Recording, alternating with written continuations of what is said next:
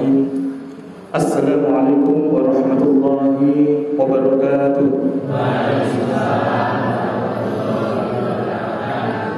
Alhamdulillahi rabbil alamin. Rabbana wa lakal hamdu hamdan katsiran tayyiban mubarakan fihi mubarakan alaihi kama yuhibbu rabbuna wa yarda. Asyhadu an la ilaha illallah wa asyhadu anna Muhammadan abduhu wa rasuluh la nabiyya ba'dahu. Allahumma salli ala sayyidina Muhammad wa ala alihi wa ashabihi wa man tabi'ahum bi ihsanin ila yaumiddin. Amma ba'd. Alhamdulillah, ingkang kula hormati Romo Yai Haji Sugiono, insyaallah. Alhamdulillah, saha pengurus takmir Masjid Al-Ikhlas serta Bapak Ibu jamaah salat tarawih saha witir ingkang dipun rahmati dening Allah Subhanahu wa taala. Kula doaken mugi kita sami tansah pinaringan kasehatan, dipun tapangaken iman saha manahipun kanthi semakin dilapangkan oleh Allah Subhanahu wa taala dan juga semakin dipun gangsaraken serta terberkahisipun. Amin Allahumma amin. Puji syukur kita senantiasa hadirkan pada Allah Subhanahu wa taala sebagaimana para salafus saleh senantiasa ngendikan la haula wala quwata illa billahil aliyil azim. Tidak ada estu-estunipun kita sami niku saged ninggalaken maksiat saha saged lampahi ketaatan kecuali namung saking rahmatnya Allah Subhanahu wa taala. Jadi dadas la haula wala quwata illa billahil aliyil azim. Maka kita bersyukur detik ini, saat ini kita masih diizinkan untuk bisa berangkat di masjid ini juga bagian dari pemberian rahmat dari Allah Subhanahu wa taala.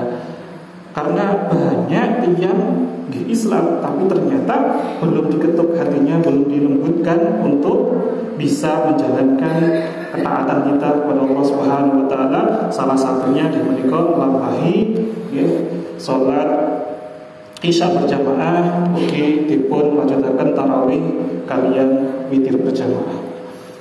Maka mari bersama-sama kita ucapkan kalimah sebaik-baik doa. Afdhalud doa alhamdulillah. Kita wawasan alhamdulillah rabbil alamin. Insyaallah. Salawat dan salam senantiasa pula dihaturkan kepada junjungan kita sang uswatul hasanah dan sayyidul mursalin, pemimpin dari para rasul. Masyaallah. Kita ucapkan dengan penuh khusyuk sungguh-sungguh Allahumma shalli ala Muhammad, Allahumma shalli alaihi wa ala alihi wa sahbihi. Insyaallah. Bapak Ibu ingkang dipun mulyakaken dipun rahmati dening Allah Subhanahu wa taala, saderengipun kula pangapunten nggih bilih kula mungkin dalam bahasa Indonesia mawon nggih. Kula pahami bahasa Jawa niku kathah kaitanipun. Ki kula asalipun saking Blitar, saking Jawa Timur. Bilih waos bahasa krama niku tasih dereng saged lancar nggih, dereng maksimal ngoten nggih. Asli kula Muhammad Sofi Al-Khairodai, asli saking Blitar. Untuk sehari-hari aktivitas kula dipun amanahi dening Allah Subhanahu wa taala dados khatimul ma'had, dados mudir, dados pimpinan wonten PPTQ Hamil Quran wonten Lise Ceper. Dados pondok pesantren Tahfidzul Quran Hamil Quran wonten Lise Ceper. Alhamdulillah, lenggah kula wonten mriki celak mriki tasih setunggal wilayah kalih mriki wonten perumahan Kiratama setunggal. Alhamdulillah celak estu-estu nggih. Ugi sambung silaturahmi, sambung sedulur nggih. Alhamdulillah. Bapak Ibu ingkang dirahmati Allah Subhanahu wa taala, baginda Nabi Muhammad sallallahu alaihi wasallam nate ngendikan, "Man shoma ramadhana imanan wa ihtisaban, ghufira lahu ma taqaddama min dzambi." Seringkali guru-guru kita, para asatid menyampaikan hadis ini. Bahkan dalam riwayat yang lain disebutkan, "Man qoma ramadhana imanan wa ihtisaban, ghufira lahu ma taqaddama min dzambi." Dados estu sinten kemawon yang benar-benar berpuasa, yang benar-benar menjalankan sholat malam, termasuk salah satunya adalah tarawih ini, dengan dua syarat. Syaratnya apa? Imanan dan wahtisaban. Masya Allah. Maka Allah akan bersihkan dosa-dosa kita yang telah lalu. Nah, tengok menika kita bedah napa niku imanan lan wahtisaban. Hampir kita saged estu angsal buah dari puasa kita, buah dari tarawih kita, sholat malam kita benar-benar menghapus dosa-dosa kita yang telah lalu. Masya Allah.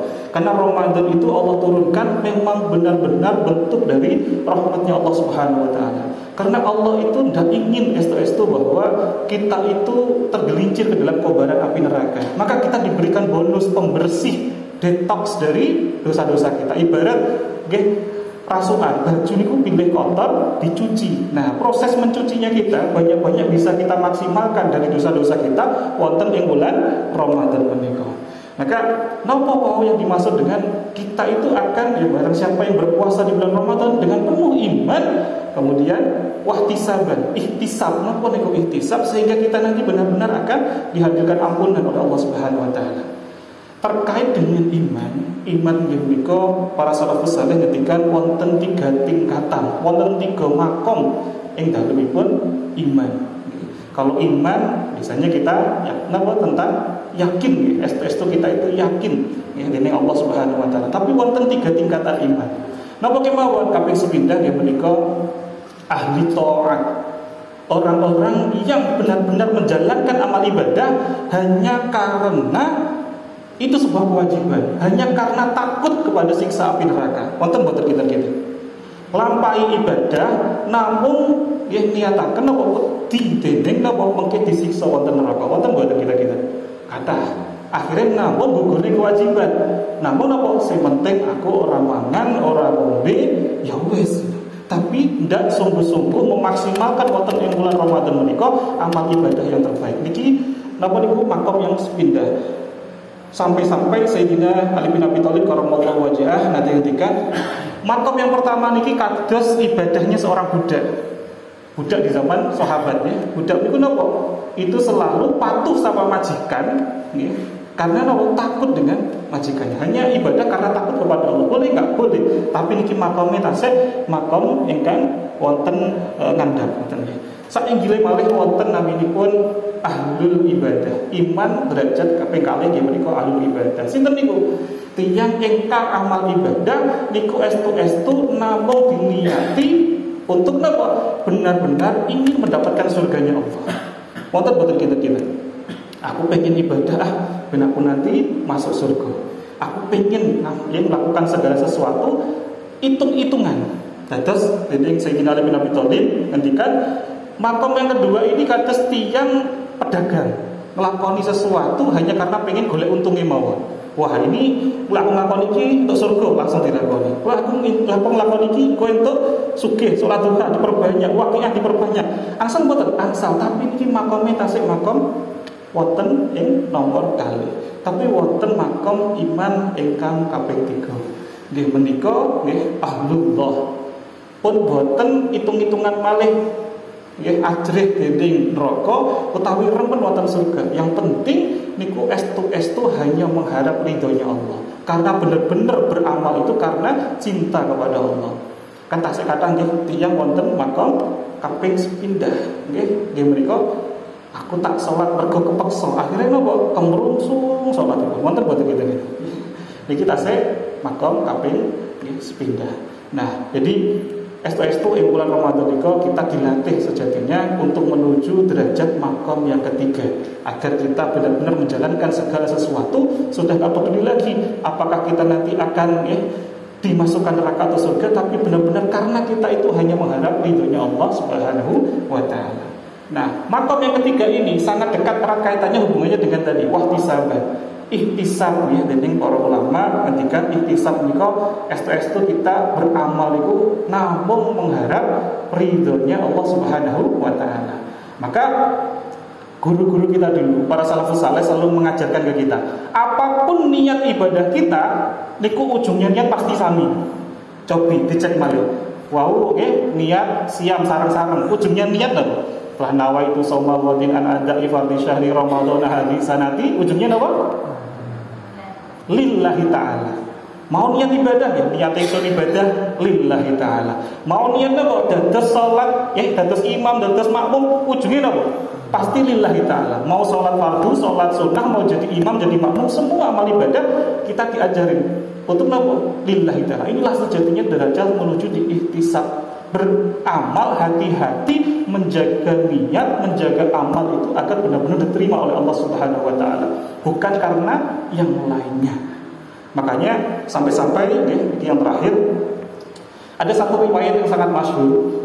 Karena kalau tidak tepatnya niat kita, tidak tepatnya kita berharap kepada Allah, itu akan menjerumuskan diri kita kepada tidak selamatan. Dados mengatakan, wonten salah setunggalipun sahabat naminipun sahabat Abu Hurairah radhiyallahu anhu. Beliau niku sahabat yang banyak sekali meriwayatkan hadis. Ketika Kanjeng Nabi Muhammad SAW sampun sedo, sahabat Abu Hurairah niku lewat pinggiripun pasar, pasarnya Madinah. Dicegat oleh beberapa sahabat ingkang lintu, ditangketi. Ya Abu Hurairah, tolong beritakan kepadaku, berikan aku ilmu hadis yang hadis itu belum pernah disampaikan oleh sahabat yang lain.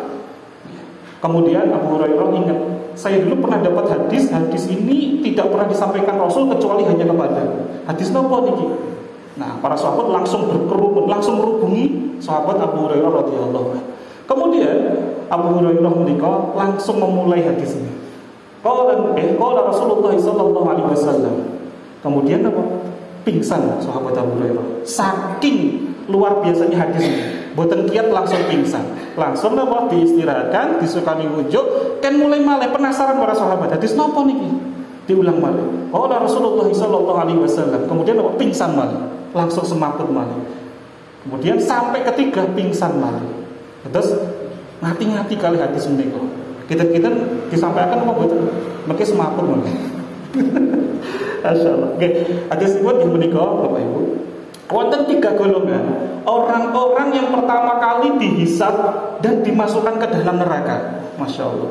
Sinten niku ternyata bukan orang yang ahli maksiat, tapi ternyata justru orang-orang yang ahli ibadah. Makanya sampai sahabat Abu Hurairah ini boten kiat ketika mengingat lagi hadis ini.